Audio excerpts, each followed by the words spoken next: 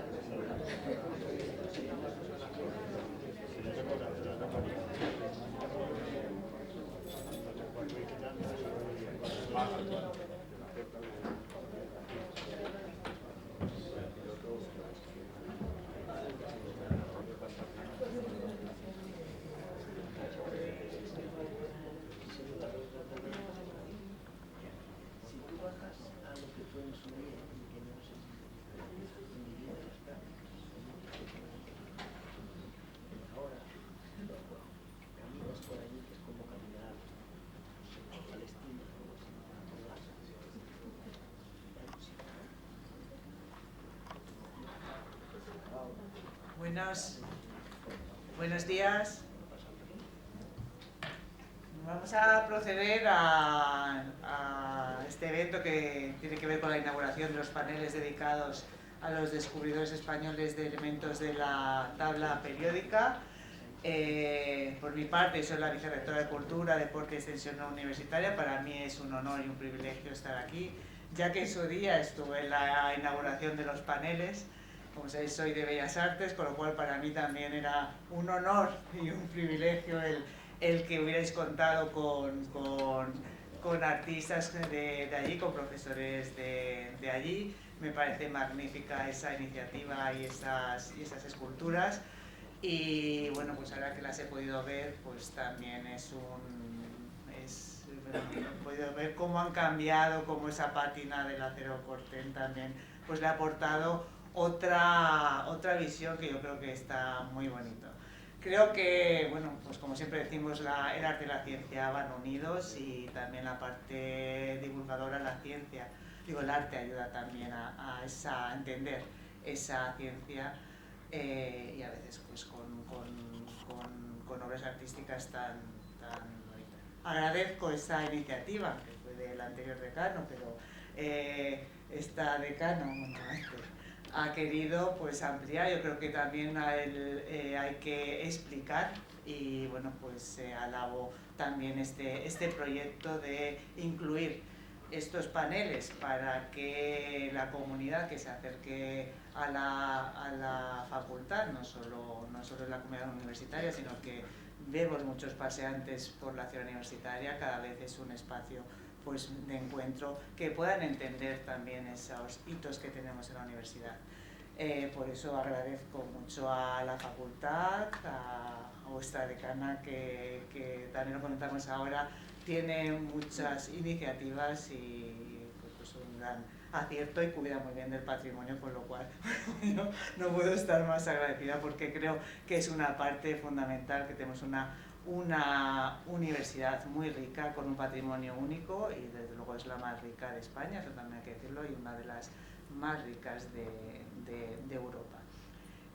Sin más, bueno, también tenemos aquí no solo vamos a inaugurar eso, sino que tenemos la oportunidad, gracias a José María Gómez Martín, de conocer más sobre estos 3 elementos y sus descubridores. Y bueno, sin más, cedo la palabra a la decana. Muchas gracias. Bueno, pues buenos días a todos y a todas. Quiero en primer lugar agradecer a la vicerrectora de Cultura, de Deporte y Extensión Universitaria, Isabel García Fernández, su presencia aquí presidiendo este acto. Es un acto que para nosotros es importante porque marca acontecimientos muy relevantes en la historia de la ciencia y en especial de la química española. También agradezco siempre a Tribuna Complutense su apoyo en todos estos eventos que se celebran en las facultades, porque no cabe duda que aportan visibilidad a todas las iniciativas que tenemos. Bueno, hoy nos hemos reunido aquí para rendir homenaje a 4 personajes de nuestra historia del siglo XVIII, 4 descubridores, 4 científicos, cuyos descubrimientos de nuevos elementos químicos contribuyeron a la construcción de la tabla periódica que hoy todos manejamos. El siglo XVIII, conocido como el siglo de las luces por el desarrollo de la Ilustración, fue también un periodo de revolución en la química, descubriéndose hasta 9 nuevos elementos químicos y suponiendo un cambio de paradigma químico que dejó atrás los planteamientos alquímicos. Los 3 elementos químicos, el platino, el wolframio y el vanadio, deben a Antonio de Ulloa, a los hermanos Juan José y Fausto de Lúyar y a Andrés Manuel del Río su descubrimiento, y con la escultura que hay en los exteriores, entre el aulario y la biblioteca, que hicimos en 2019, rendirles homenaje. Sin embargo, a muchos de nosotros, y en especial tengo que decir que al vicedecano de Asuntos Económicos, José María Gómez, catedrático del Departamento de Ingeniería Química, bueno, pues a él le agradezco enormemente su trabajo. Nos ha preocupado siempre mucho que la trayectoria científica de estos grandes hombres no se conociera suficientemente. Y es una trayectoria que trasciende, es mucho más amplia que el simple hecho de descubrir los elementos químicos, aunque eso fuera muy importante. Y abarcó muchos campos de estudio. Por eso, con el objetivo de dar a conocer la vida y obra de estos ilustres personajes de nuestra historia científica, hemos preparado los 3 paneles con información sobre cada uno de ellos que hemos instalado en la pared del edificio de la biblioteca, para que completen información de la escultura.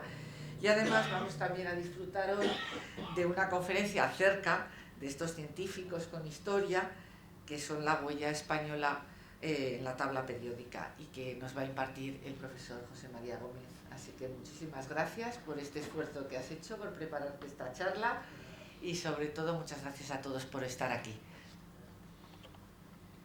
Bueno, yo simplemente ya os voy a dar la charla, así que tampoco os voy a contar nada, así que pues voy a colocarme el micrófono y empezamos.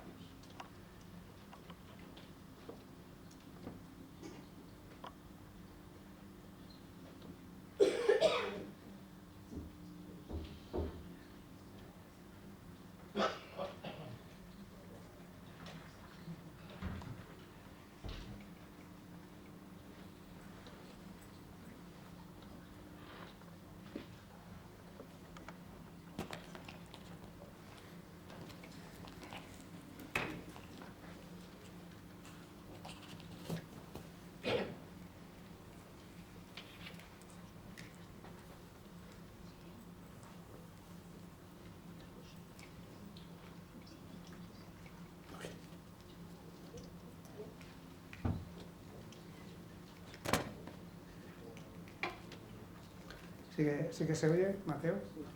Vale.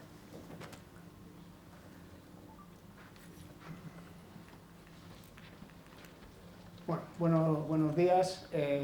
Como ya os han contado un poco, pues para acompañar a este acto pues decidimos pues, dar una pequeña charlita sobre la vida de estos descubridores, como ha indicado la decana, va más allá del simple descubrimiento de un elemento, que es un poco por lo que principalmente se les conoce. El título que le dimos fue Científicos con historia, la huella española en la tabla periódica. Aunque ya, sin saber que la decana iba a contar un poco la motivación, pues aquí la recuerdo un poco. En la facultad ya hace unos cuantos años se está publicando un boletín de divulgación, y un poco con idea de ese boletín pues pensamos que sería bueno pues hacer algunos artículos donde se contase un poco la vida y milagros de estos descubridores más allá de lo que es el elemento. Con ese motivo, pues bueno, pues preparamos 3 artículos en 3 meses del año pasado, mayo, junio y julio, donde contábamos pues ese desarrollo que habían tenido en sus carreras. Esto dio lugar también a pensar que, bueno, pues ya sabemos que el boletín lo lee mucha gente, pero a pesar de ello, digo, vamos a ser más insistentes y vamos a intentar pues hacer unos paneles que todo el mundo pueda ver la exposición, pueda ver las esculturas y además pues informarse, pues eso, que tienen una historia detrás, una trayectoria científica, como vamos a ver, bastante importante. La idea era esa, mostrar que no solo descubrieron ese elemento químico. Los que corresponden, como sabéis, pues el platino, la información que tendríamos ahora mismo en la escultura, aparte de lo de los orbitales, sería el platino Antonio de Ulloa, el wolframio los hermanos Juan José y Fausto de Lullar, y el vanadio Andrés Manuel del Río. Bien, sí que queríamos un poco también, pues empleamos la palabra descubridores, realmente es muy relativa, porque descubrir, en este caso un elemento químico, pues no es una tarea de uno solo. Descubrir puede ser, como prácticamente pasa en los 3 casos, encontrárselo, que es prácticamente lo que le pasó a Antonio de Ulloa, puede ser aislarlo, que es lo que hicieron los hermanos Juan José y Fausto de Lullar, o puede ser que en un mineral lo descubras y que decidas, pues ahí hay un elemento nuevo. Entonces, pues bueno, pues vamos a emplear muchas veces esa palabra de descubridores, pero de manera general, que incluye todos estos casos. Es curioso que ninguno de los elementos ha mantenido el nombre que le dieron estos tres investigadores, por lo menos en la nomenclatura oficial de la IUPA en inglés. Ni el platino se llamó en un principio platino, ni el wolframio actualmente en la nomenclatura oficial de la IUPA se llama wolframio, y el vanadio no se llama como lo llamó, en este caso, pues, Andrés Manuel del Río. El siglo en el que se desarrollaron, también un poco por ver el contexto histórico, como ha dicho la decana, pues era el llamado siglo de las luces, el siglo XVIII, en el que se produjo pues, prácticamente una transición desde pues, las monarquías absolutas que teníamos antes a partir de la Revolución Francesa, pues ya se pasó pues, a otro tipo de sistema. En España también fue importante, porque fue el año, empezó el siglo con la llegada de los Borbones al poder. Carlos II había fallecido sin descendencia y en su testamento pues dejaba pues, al nieto del rey Sol, de Luis XIV, le dejaba como monarca de España. Eso ocurrió en 1700. El problema de esto era que el resto de potencias europeas pues, no les parecía bien que Francia pudiera tomar tal poder, dado que si su nieto estaba en España con todo el comercio que había hacia América, pues era como demasiado poder, de tal manera que vino esa guerra de sucesión española en la que unos apoyaban a Felipe V y otros apoyaban a Carlos de Austria. Algunos le llaman la Primera Guerra Mundial, porque realmente hubo potencias europeas guerreando, eso sí, en España. También en este siglo se produjo el resurgimiento de la Armada Española, por ejemplo. Al final de los Austrias prácticamente no existía la Armada, con los ministros de Marina y demás se consiguió pues, volver a dar ese lustro que tenía de siglos anteriores, donde, por ejemplo, el hecho pues, que se puede definir como más importante pues, es la defensa de Cartagena de Indias de Blas de Lezo frente a esa armada británica, inglesa, tan poco conocida, que era superior a la Armada Invencible, por ejemplo. De esto los ingleses no suelen contar nada. Es el siglo en el que se desarrolló la Ilustración, como ha comentado la decana. También es el siglo, de esto sí que hablan los ingleses, en el que James Watt patentó la versión mejorada de la máquina de vapor en 1769. Se produjo también la independencia de Estados Unidos, también con una importante participación española poco reconocida por Estados Unidos. Y terminábamos, por ejemplo, con la Revolución Francesa, dejando atrás esas monarquías absolutas. Tampoco es que fuera un periodo sencillo vivir en Francia en aquella época. Bien, pues este siglo se puede considerar también que es un siglo en el que se produjo la revolución de la química. Pasamos dejando atrás esos planteamientos alquímicos, pasando de la teoría del flogisto a la teoría de la combustión, gracias a pues, los planteamientos, las investigaciones de Lavoisier. Pues un poco este es el siglo en el que se desarrollan. Algunos pasaron, aunque sea al siglo XIX, pero venía de esta época, tanto Antonio de Ulloa, Juan José y Fausto de Lullar, como Andrés Manuel del Río. Lo que vamos a ver es un poco pinceladas de la vida de cada uno de ellos. Cada uno de ellos da una conferencia, un congreso o una serie de muchos episodios. Bien, Antonio de Ulloa, que es el que se considera que descubrió el platino, pues el primer hecho así importante en su vida pues fue que participó en la misión geodésica hispano-francesa del año 1735. 19 años, no tenía mucho más, muy jovencito. La idea de esa misión, que era auspiciada por el rey de Francia, era medir un arco del meridiano terrestre a la altura del Ecuador. Para eso tenía que ir a la zona de Quito, y esa zona pertenecía a España. Con las buenas relaciones que teníamos, a fin de cuentas es mi nieto el que gobierna en España, pues se le dio permiso, pero puso una condición, y era que le tenían que acompañar 2 investigadores españoles, que eran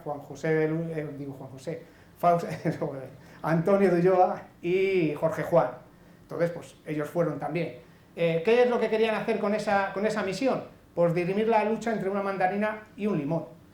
Se sabía que la Tierra era esférica, pero ya se empezaba a sospechar de que no era una esfera perfecta. Y había 2 planteamientos, aunque prácticamente ya estaba todo decantado hacia la teoría de Newton, que era que estaba achatada por los polos, frente a la de Descartes, que decía pues, que estaba comprimida por el Ecuador. Pero ellos tenían que ir allí a hacer unas medidas, compararlas con otras medidas que habían hecho en otra expedición a Laponia y poder comprobar pues, que efectivamente está achatada por los polos. Las medidas que hicieron eran muy perfectas, casi 60 metros nada más fallaron. Ahora con las medidas GPS se hacen, pues lo que dicen algunos datos es que fue de 60, bueno, una de ellas, porque se pelearon entre ellos, cada uno dio una medida, bueno, pues no fue una expedición sencilla. Por lo tanto, el ganador en esa pelea pues fue Newton. En 1735, ahí pongo lo del descubrimiento del platino, como decía, descubrimiento para Europa. Allí se sabía de hace mucho tiempo que existía pues ese metal, que no había quien lo separase del oro y que era un problema a la hora de extraer el oro. Por lo tanto, en 1735 sería la fecha en la que Europa pues, descubrió el platino. Se lo encontró en las minas de oro del río Pinto, en Popayán, en la zona de Nueva Granada, que actualmente pertenece a Colombia. Bien, pero lo importante, como sabemos, no es que lo descubras, sino que lo publiques. Ya sabemos que aquí el que primero publica es el que primero se lleva el gato al agua. Pues lo publicó a la vuelta, junto con Jorge Juan, pues publicaron varios libros. Uno de ellos es esta relación histórica del viaje a la América Meridional, donde en esa publicación, en una parte de lo que está contando de sus viajes, tiene este pequeño párrafo donde dice: la platina, no platino, por eso lo de que no había mantenido. De hecho, platina se quedó para el mineral impuro. Platino era el mineral ya purificado, sobre todo después de que también fue en España también donde se purificó, se aisló el platino. Dice: piedra de tal resistencia que no es fácil romperla ni desmenuzarla con la fuerza del golpe sobre el yunque de acero, porque ni la calcinación la vence, ni hay arbitrio para extraer el metal que encierra sin expensas de mucho trabajo y costo. Es decir, ya describía algo característico de ese nuevo metal en este caso. Llamó mucho la atención precisamente ese párrafo, y ahí hubo bastantes investigadores en Europa que querían trabajar con esta platina. Era complicado porque el monopolio lo tenía España y de eso se encargó bastante para que no saliera mucho. Había contrabando, a través de Jamaica llegaron investigadores ingleses que lo publicaron en 1750. Llegaron un poco tarde. Bien, también en ese viaje está claro que Antonio de Ulloa era un gran observador. Pues un día, estando viendo el amanecer en las cumbres de los Alpes y con el sol dándole por detrás, pudo observar su sombra sobre la bruma, sobre la niebla. Y ahí lo que vio era pues, esos anillos de colores que rodean a una sombra proyectada en las nubes, que es lo que se denomina la gloria o las glorias de Ulloa. Pues fue el primero también que describió ese fenómeno de esos anillos de colores que se producen. Yo no lo he visto nunca, pero bueno, si alguien va en avión, tiene suerte, le ha tocado ventanilla con el sol a la espalda, pues igual consigue ver estas glorias de Ulloa en la sombra del avión sobre las nubes. Bueno, también ya os digo que bueno, pues tampoco hacen mucho más hincapié, escribieron muchos libros, hicieron muchas cosas durante ese viaje, que son prácticamente 9 años. A la vuelta, cuando terminó la expedición, como decía, de los franceses 2 volvieron, uno se quedó allí, pues a la vuelta tuvieron la idea de ir por separado, precisamente por si había algún problema, que toda la documentación que tuvieran que no se perdiera. Y esto fue premonitorio porque precisamente donde iba Antonio de Ulloa, a la altura de las Azores, fue atacado por barcos ingleses. Primero se consiguió escapar, finalmente les capturaron y les llevaron prisionero a Londres. Le requisaron toda la documentación. A pesar de eso, el tiempo que estuvo allí, entró en contacto con el que entonces era el director de la Real Sociedad y, debido a sus conocimientos, pues fue estando prisionero, fue nombrado miembro de la Royal Society de Londres. Le dejaron en libertad, le devolvieron su documentación, por eso puede escribir todos esos libros.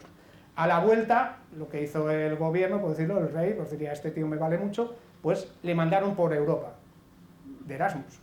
Llegó hasta Rusia, es decir, fue por muchísimos países. Se dice también que si había una misión de espionaje, que pues oye, si puedes echar un ojo a ver cómo hacen las cosas por allí, para intentar que nosotros lo podamos mejorar. Y a la vuelta, pues ahí está, desarrolló y colaboró en muchísimas ideas, tuvo ahí unos 8 o 6 años. Colaboró en el desarrollo del canal de Castilla, la idea era llevar el trigo de Castilla hacia los puertos de Santander, el Laboratorio Metalúrgico de España, posteriormente también conocido como la Casa del Platino, el Jardín de Plantas de Madrid, previo a lo que podría ser el Jardín Botánico, el Real Gabinete de Historia Natural, pues está relacionado con el Museo de Ciencias Naturales, Fábrica de Paños de Segovia y de otros sitios más. También ideó el Observatorio Astronómico de Cádiz, y también le mandaron a las minas de Almadén. Esto fue en 1757, después del incendio que hubo en las minas, que duró 2 años y medio. Bueno, se apagó porque se apagó, porque se inundó de agua, si no aquello todavía seguía ardiendo. Pues, perdonad.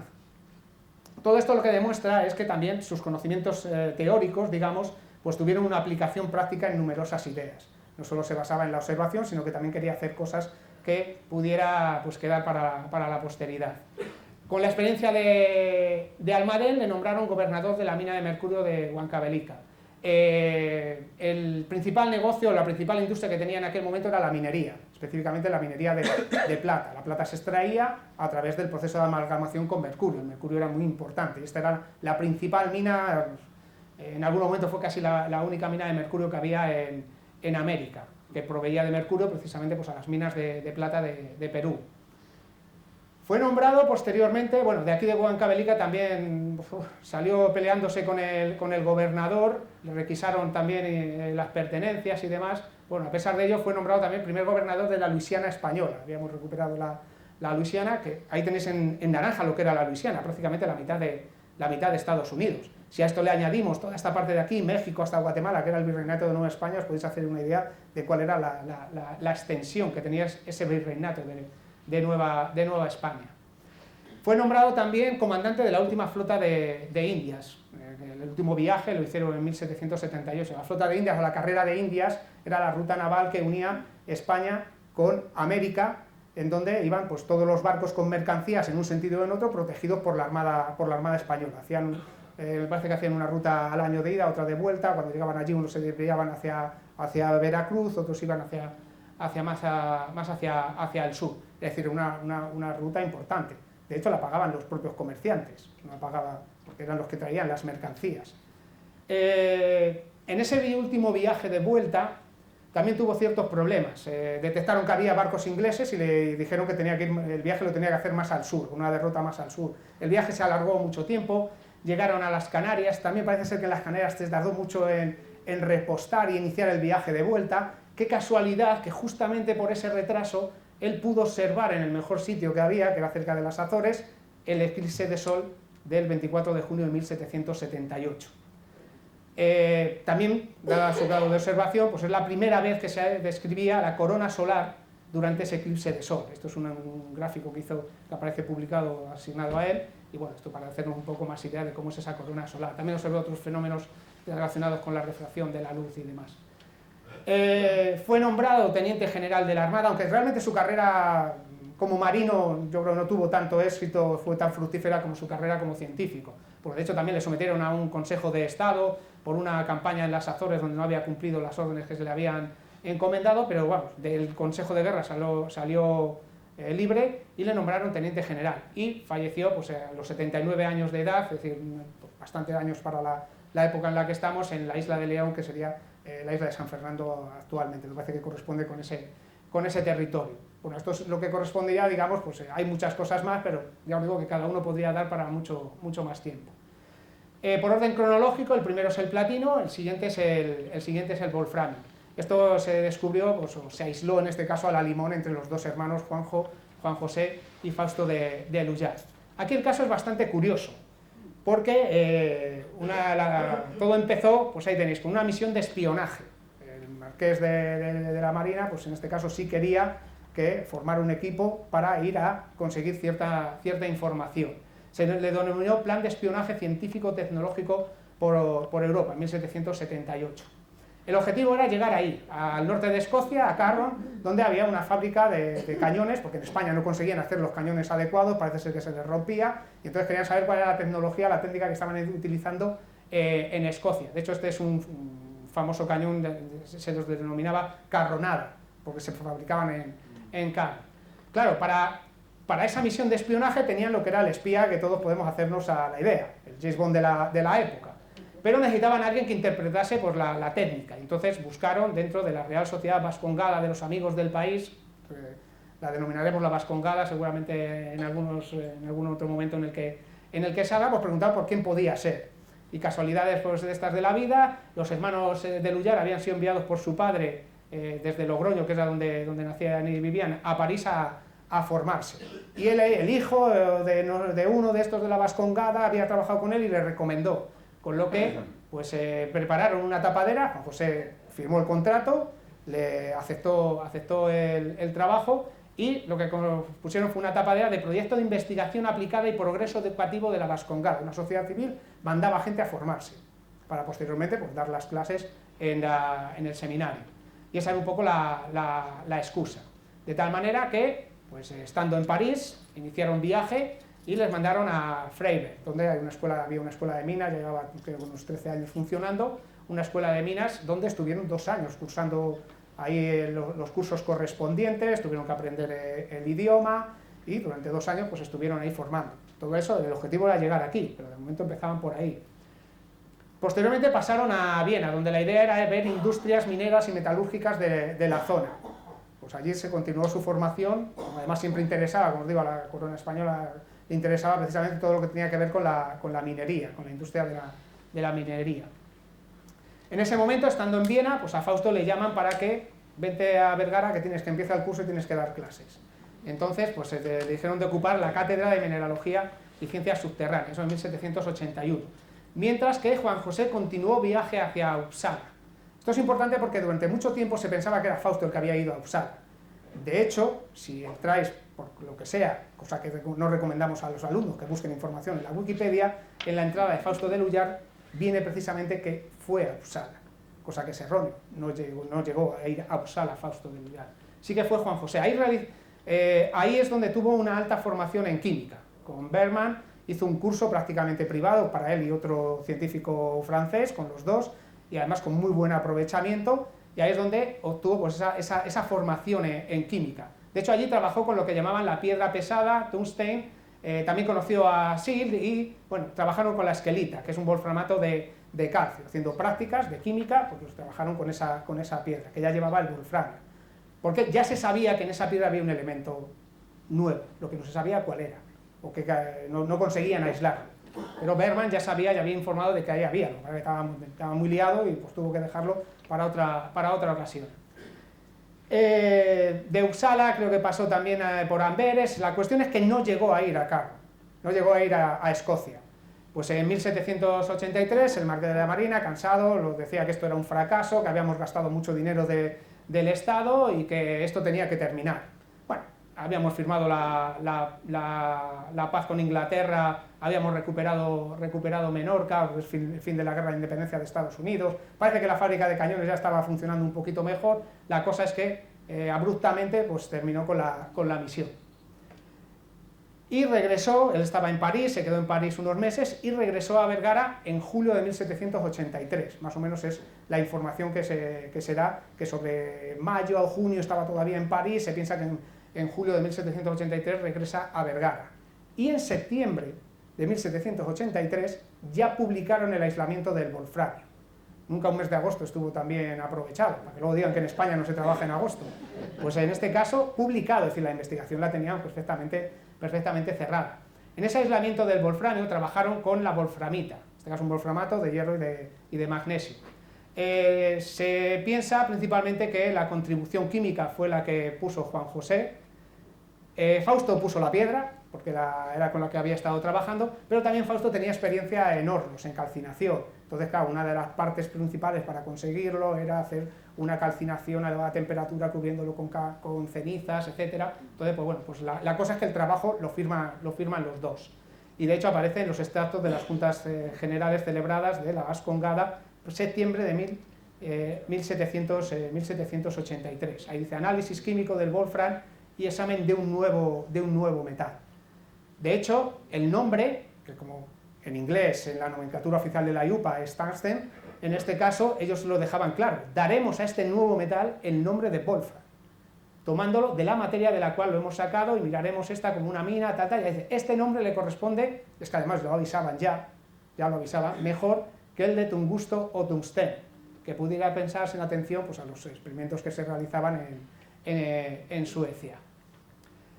Posteriormente, al final de ese año, pues, fue nombrado Juan José director general de Minas, porque es que era la industria principal donde interesaba, en Virreinato de Nueva Granada. Su hermano fue al mismo puesto, pero en el Virreinato de Nueva España. Le nombraron en el 86, pero hasta el 88 no llegó. Esos viajes no eran sencillos, había que recopilar información, llevarse material. En este caso también tuvo que ir a Viena a ver cómo era el método mejorado para la amalgamación que había desarrollado el barón Born. Se llevó a 3 becados, uno de ellos es el siguiente personaje, Andrés Manuel del Río, fue seleccionado por Fausto para ir a Viena a aprender ese método. Fausto allí ya sí tuvo una carrera bastante importante, funda el Real Seminario de Minería de la Nueva España, empiezan los cursos, ahí se formaron, pues fue un centro bastante importante. La cuestión es que estaba en América, entonces desde Europa no se valoraba nada lo que había, ni casi se llegaba a conocer lo que había al otro lado. Lamentablemente Juan José pues, falleció relativamente joven, a los 42 años en Santa Fe de Bogotá. El tiempo que pasó allí pues tampoco fue precisamente un buen tiempo, tuvo problemas con su cuñado, un mayordomo de una de las minas con las que estaba trabajando le intentó matar, le pegó 2 puñaladas y el pobre pues a esa edad parece ser que murió de un ictus. Lo que describe la muerte, se quedó no podía hablar, se le paralizó la lengua, bueno, murió rápidamente. Su hermano le sobrevivió muchos años más. Pues después de todo su trabajo allí, regresó a Madrid 33 años después. En 1822, la independencia de México, la guerra de independencia de México va más o menos, si no recuerdo mal, 1810, el llamado Grito de Dolores, hasta 1821, que es cuando entra el ejército trigarante en México, pues prácticamente entró en septiembre, él solicitó la baja creo que en octubre, noviembre, y se volvió en los primeros meses de 1822 volvió a España. Tampoco es que llegara aquí a una balsa de aceite, estamos en el trienio liberal y ahí hubo pues, un primer conato de vuelta al absolutismo por Fernando VII en ese 7 de julio, creo que hay una calle en la Puerta del Sol, una de las que sale creo que se denomina calle 7 de julio. En España también se le valora y entonces pues, bueno, pues se le van haciendo diferentes encargos dada su experiencia. Elabora la Ley General de Minas en 1825, que se publica el 7 de julio en lo que es la Gaceta de Madrid, que es prácticamente el BOE de la época. Todo lo que había se iba publicando ahí. Fue también el primer director general de Minas de España, el nombramiento puede que sea del año anterior, tomó posesión, creo recordar, por septiembre-octubre de 1826. También ese año, pues, por ejemplo, pues, colaboró en la fundación del Laboratorio Químico Industrial en la escuela de Minas. Entonces, como vemos, aquí sí que se le valoró mucho más. El problema con Juan José fue que probablemente no se valoró, había servido más haberle dejado en la metrópoli dedicado a la química más que enviarle allí a dedicarlo a las minas. Y falleció a los 77 años, en 1833, en lo que actualmente era la calle del Florín, se llamaba entonces, actualmente es la calle de Fernanfloo. Es una calle paralela al lateral del Congreso. Esto es el Congreso, aquí estaría la fachada principal, pues no estoy seguro, creo que puede que sea este edificio, en la propia Dirección General de Minas, que era donde tenía la residencia, pues en este caso se dice que pudo ser una apoplejía, porque estaba subiendo las escaleras y cayó y se derrumbó por las escaleras.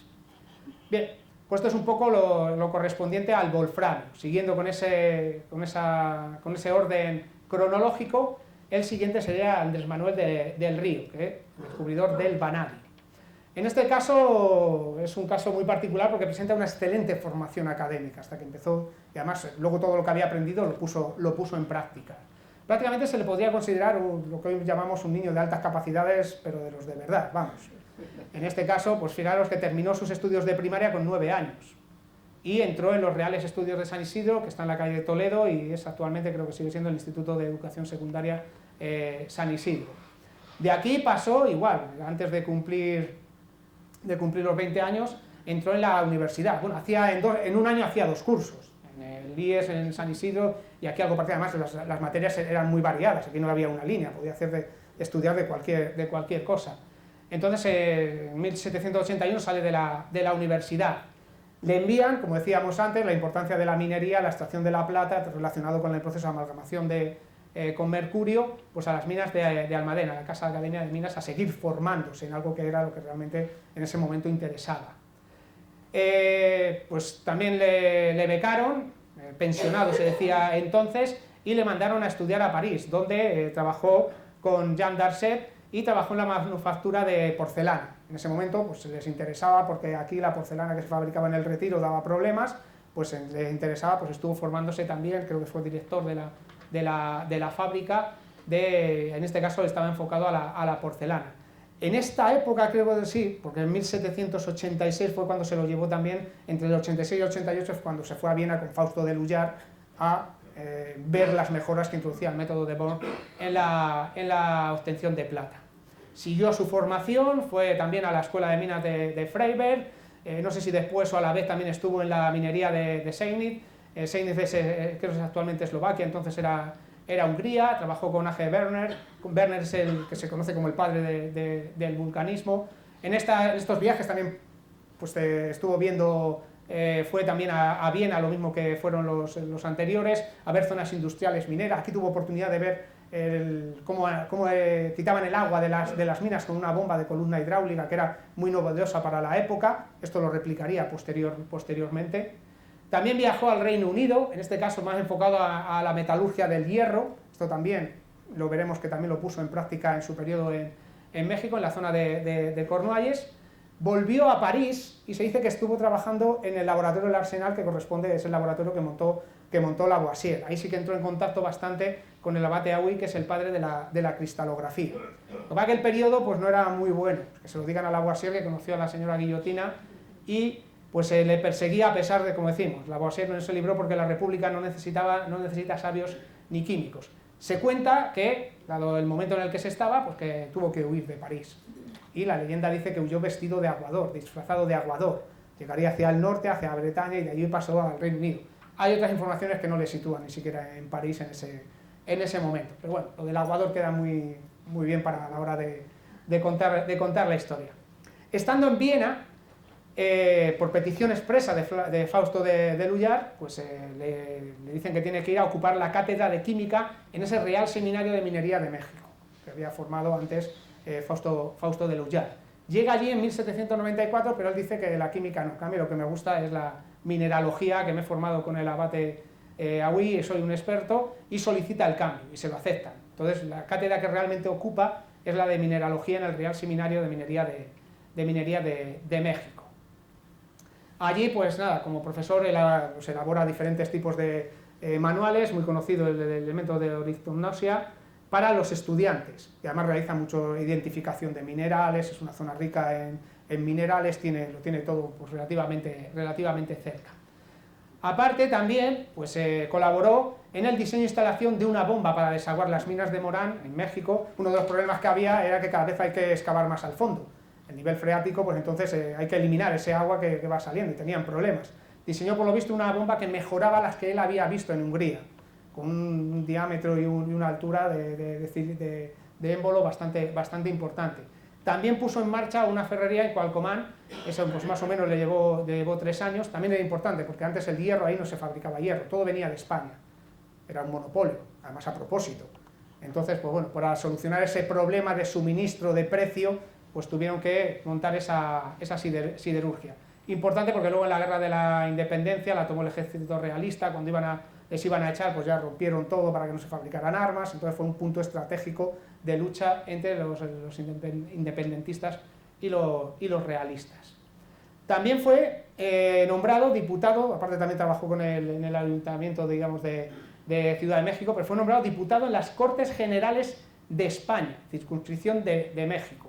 Ahí prácticamente estuvo un año. He oído a alguno, Gabriel Pinto dice 1 año y medio, yo no sé por qué tengo por ahí apuntado que no llegaba ni a un año.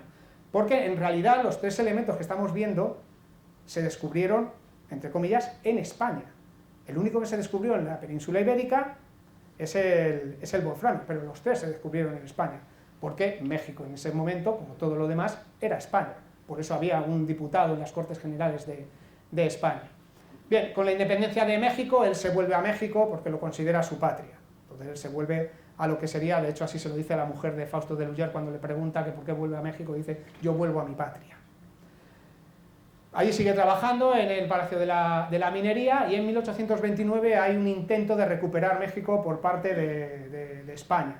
¿Qué es lo que hace México? Pues decide que todos los españoles se tienen que ir del país, excepto unos cuantos que aparecen en una lista, y el primero de ellos, al que le conceden esa excepción, es Andrés Manuel del Río. Pero él, por solidaridad, se autoexilia en Estados Unidos, donde pasa 6 años, está muy bien valorado, da charlas, le permite actualizar la bibliografía, hacer ediciones nuevas de esos libros con los que había estado trabajando.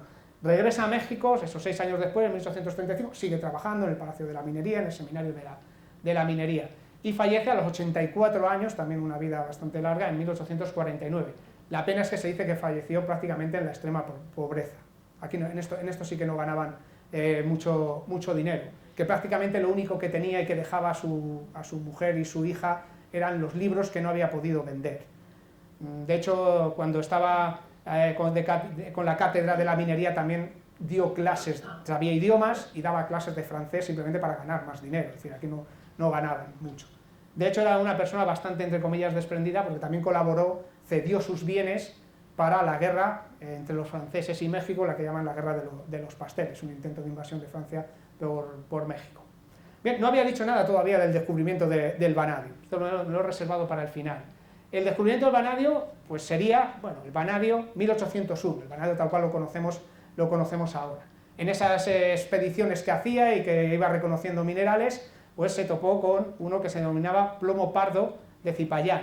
Y en ese metal, pues él indica que observó la presencia de un óxido, de un metal de naturaleza desconocida, además da el porcentaje, el 14,8% corresponde con el óxido de este metal, al que él llamó eritronio. Bueno, le llamó cimapanio, luego le llamó pancromo. El pancromo sí que es importante porque es lo que aparece en la bibliografía como primera publicación donde se indica su presencia, y finalmente eritronio, por la insigne propiedad que tienen de tomar el más bello color rojo al fuego y con los ácidos. O sea, se describían por las propiedades externas, pues cambió el nombre para que se describiera por una propiedad externa, lo llamó eritronio.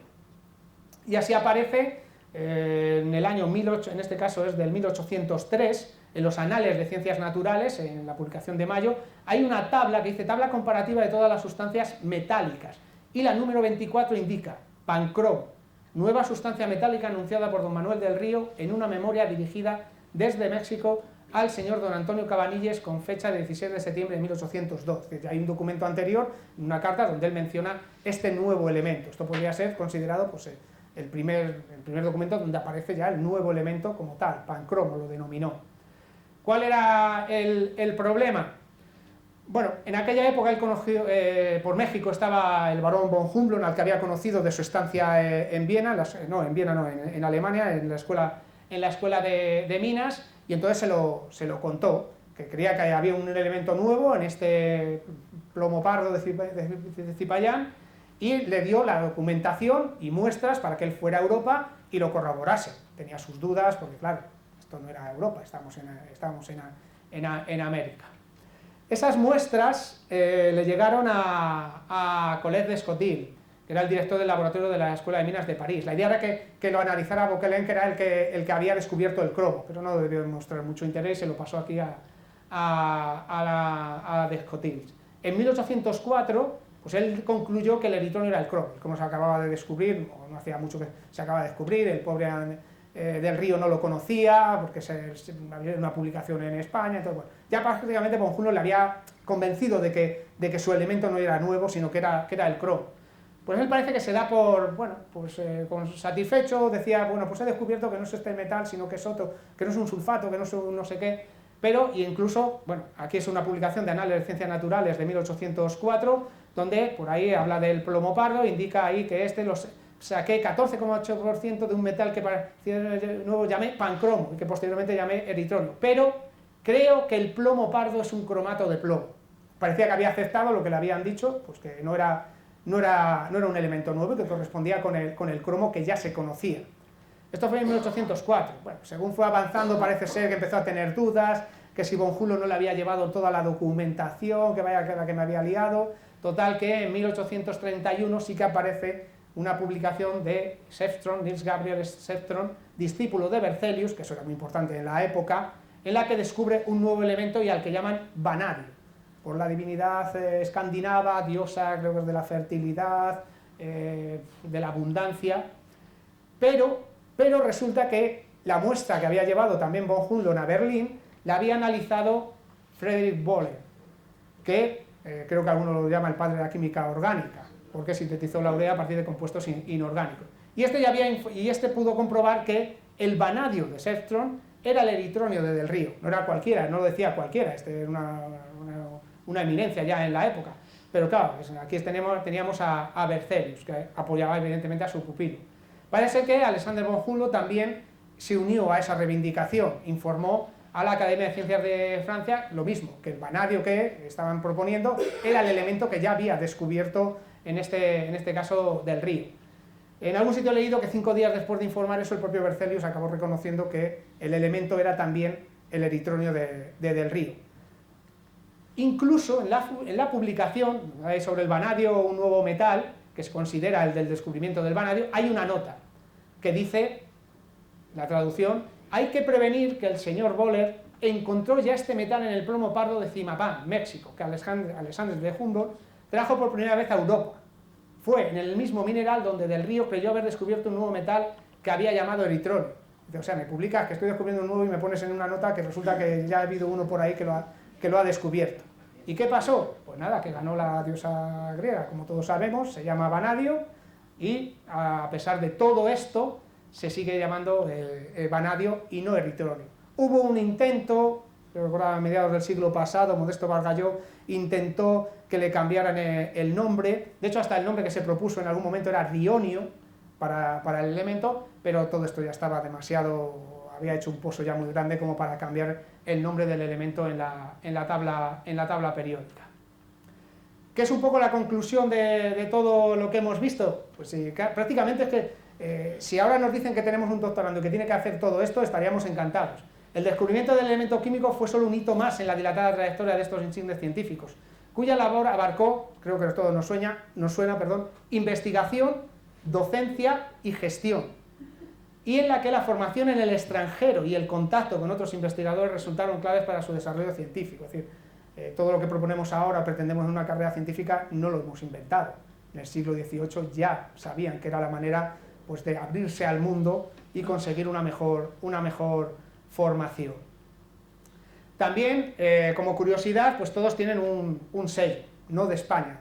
Lamentablemente no todos de España, porque Andrés Manuel del Río, el sello que tiene en 1964, es un sello de México.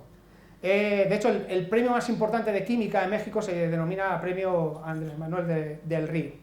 En el año 83 se celebró el bicentenario, se editó ese sello, que alguno dice que es el sello con 3 fallos o de 3 mentiras, porque para empezar pone descubrimiento, sabemos que es aislamiento, podrían haber puesto, porque si de los 3 elementos hay uno que tenemos claro es que lo aislaron estos 2 hermanos. Y el wolframio, resulta por lo que me han contado que el sello original ponía tungsteno, y por lo visto Gutiérrez Ríos, cuando vio eso, con las planchas ya casi estaban para hacerla lo cambió. ¿Cómo podía ser que en España apareciera tungsteno en vez de wolframio? Y lo cambiaron y apareció wolframio ahí. Bueno, wolframio además en mayúscula. Y en el 2016, por el tricentenario del nacimiento de Antonio de Ulloa. De hecho, Antonio de Ulloa también encontré el otro día un sello de Ecuador, por el bicentenario en 1936, bicentenario de la misión La Condamine, era el investigador jefe de la misión geodésica. Como vemos, pues bueno, pues es un poco la trayectoria, da para mucho más, porque en cuanto esto es tiras de un hilo y aquello va saliendo, y además lo bueno de ahora es que a través de internet hay acceso a documentación, pues de eso, de muy antigua, esos anales de química o la Gaceta de Madrid. Entonces, bueno, pues la verdad es que se puede conseguir mucha información. Bueno, sí que quería aprovechar también para hacernos un poquito de autobombo, porque como En ese boletín de divulgación llevamos ya un tiempo, de vez en cuando, pues publicando noticias relacionadas con historia. Empezamos, la raíz fue estos 3 elementos, pero bueno, parece que nos animamos, pues seguimos buscando y os animamos, si alguno, si no lo habéis leído, a que busquéis esos boletines donde podéis ver pues también algo más de historia. De hecho, ya autobombo personal, en la Semana de la Ciencia, en noviembre, el día 11 y 12, vamos a dar 2 charlas, una sobre Bartolomé de Medina, ahí lo dejo sin explicar quién es, si alguno tiene curiosidad que venga, y otra sobre la historia del mercurio, a la cual pues evidentemente estáis todos invitados, aunque sea Semana de la Ciencia, no es para que vengan institutos que también pueden venir, es para el público en general, cualquiera que tenga interés, o a las 5:30 de la tarde suelen empezar cuando terminamos las clases. No quiero terminar agradeciendo, porque claro, mi inseguridad en este tema es muy grande, estoy saliendo fuera de mi ámbito y necesito que alguien por lo menos me diga que lo que estoy poniendo es mínimamente correcto, y quería agradecer a Gabriel Pinto, sobre todo es el panel de Andrés Manuel del Río, y bueno, y a Pascual Román, de los 3, porque la verdad es que a preguntarle a Pascual algo era estarse una hora hablando con él de historia, y la verdad es que se aprende muchísimo. Y poco más, agradeceros la atención, espero que os haya gustado, y no sé si queremos que nos hagáis alguna cuestión o no. Si estáis dispuestos, yo si lo sé lo contesto. Pero vamos, gracias.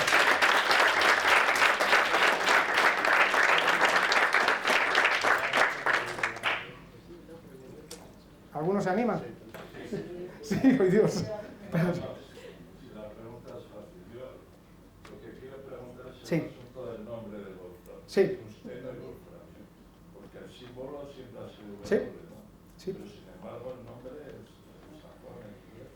Porque tiene más fuerza. Pero en español también se traduce por tungsteno muchas veces. Sí, pero si me permite la decana, yo muestro una información que nos pasó un antiguo presidente de la IUPA. Como esta pregunta me la hago a mí mismo. No sabía que Gutiérrez Ríos había protestado por el siglo. Esta... A ver, la ponemos ahí, la presentación. Ahí va. Sí, pero no la he puesto desde el principio. Oh. No la he cambiado. Sí, bueno, lo dejamos ahí, sí, como dice, se ve bien. Es la respuesta que nos dio Javier García a la pregunta de si el nombre oficial era wolframio o tungsteno. El nombre oficial es en inglés, el de la IUPA, ¿no? Lo que yo interpreto ahí, el nombre oficial en inglés es tungsteno, digamos. Solo hace recomendaciones, cada país puede llamar a los elementos de la manera que ellos consideren. Y de hecho, la RAE, si tú vas a la entrada de tungsteno, ¿qué te dice? Wolframio. La RAE. Tungsteno, directamente, wolframio. ¿Wolframio qué es? El elemento químico. En castellano. Antes lo ponía al revés, en versiones más antiguas de la RAE. Esta es de ayer. Esta es de ayer. Sí, será, pero vamos, ya te digo que actualmente es tungsteno, te viene, porque es de ayer, digo, esto lo van a preguntar seguro. Voy a poner a ver si así. Y en wolframio, ya ves que te pone wolframio, te pone el elemento químico, sí.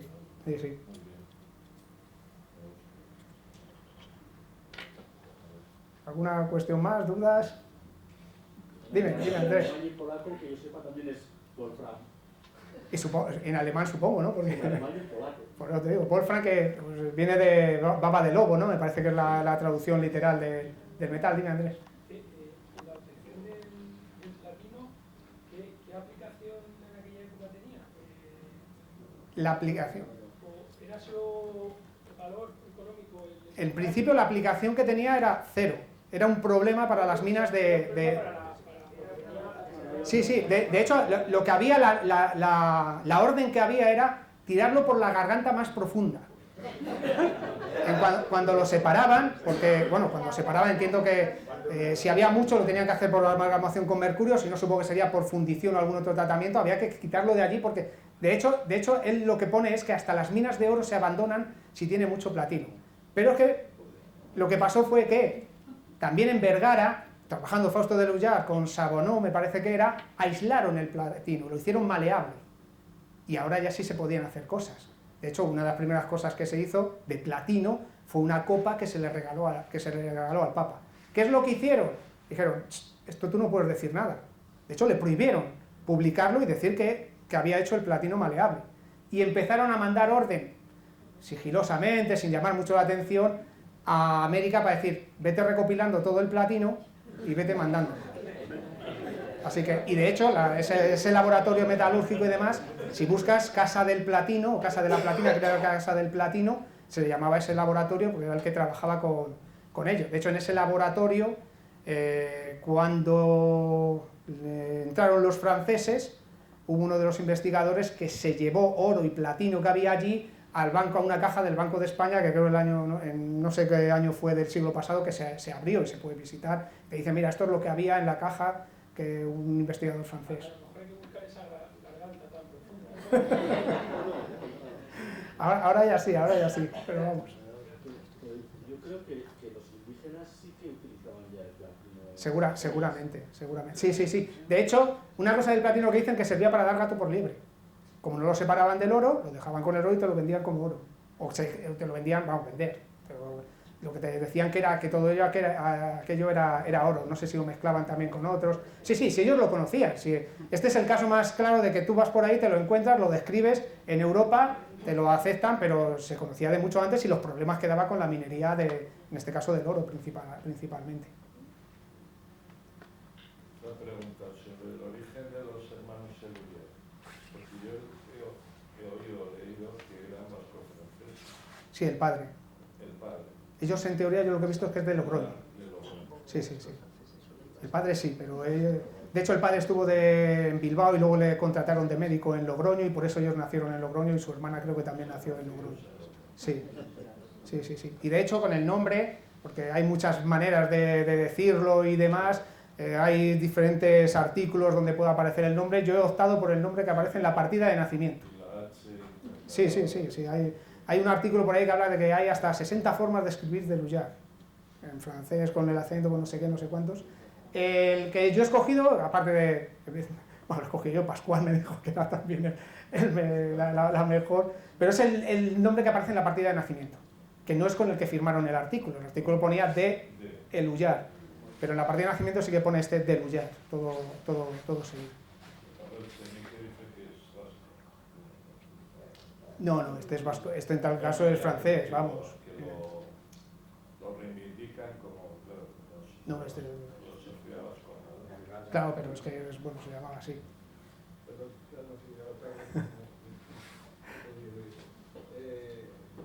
recuerdo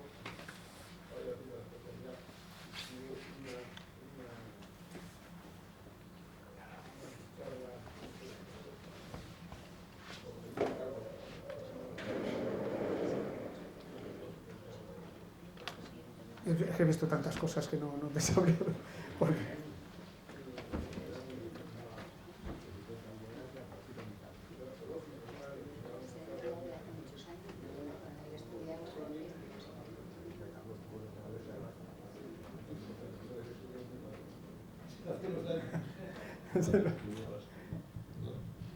Sí, yo estaba haciendo la tesina entonces, estudiante.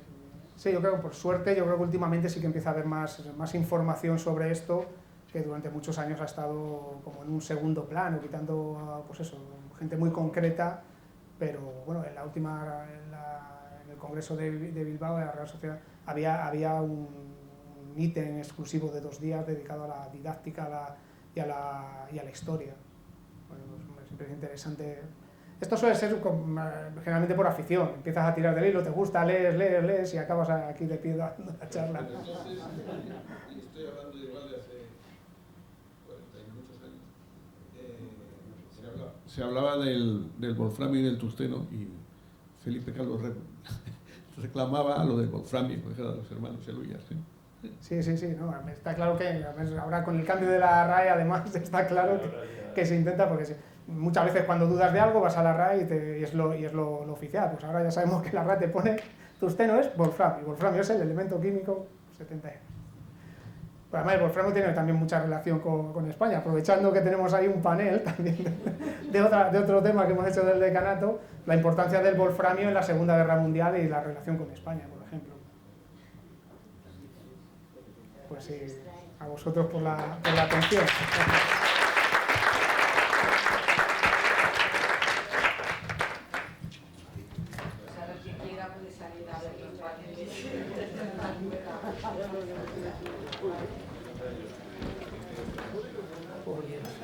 No sé si me he liado demasiado o no.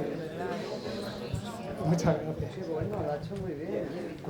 Me cuesta porque, claro, salir de estas cosas, siempre pienso que va a haber alguien, dice, va a haber alguien que se va a hacer. Yo quería